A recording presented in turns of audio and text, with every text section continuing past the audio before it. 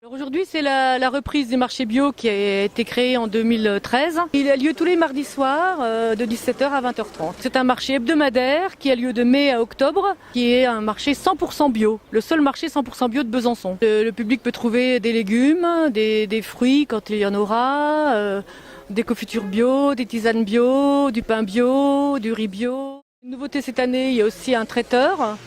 Donc on pourra trouver de l'hummus, enfin des différents produits bio également, du riz et du fromage de vache, et du fromage de chèvre et du pain, voilà. Nous travaillons en circuit court, c'est-à-dire que personne ne vient au-delà des 4 départements de Franche-Comté. Cette place, elle a un petit côté village, un petit côté jour de fête de Jacques Tati en fait. En tout, il y a une vingtaine d'exposants qui se répartissent. Il y a des gens qui viennent tous les 15 jours. Par exemple, le vin n'est pas là aujourd'hui, mais il sera là la semaine prochaine. Alors nous sommes commerçants dans le quartier, nous tenons le restaurant Le Dragon d'Or, au 27 rue Charles-Naudier, et puis nous avons décidé de participer à cette activité qui me semble fort sympathique. Ça recrée une certaine ambiance qui disparaît de plus en plus maintenant, et donc nous on a misé sur principalement du riz. Alors on vend différentes sortes de riz qui sont tous issus de la culture biologique.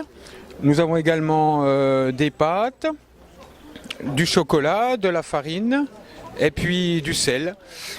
Donc c'est une manière de s'engager, si vous voulez, pour manger un peu mieux, refaire découvrir aux gens certaines vraies valeurs. Je pense que les gens s'intéressent beaucoup, oui, parce qu'effectivement, lorsqu'on regarde la télévision relativement tard le soir, on découvre que ce que l'on mange, c'est pas toujours bien.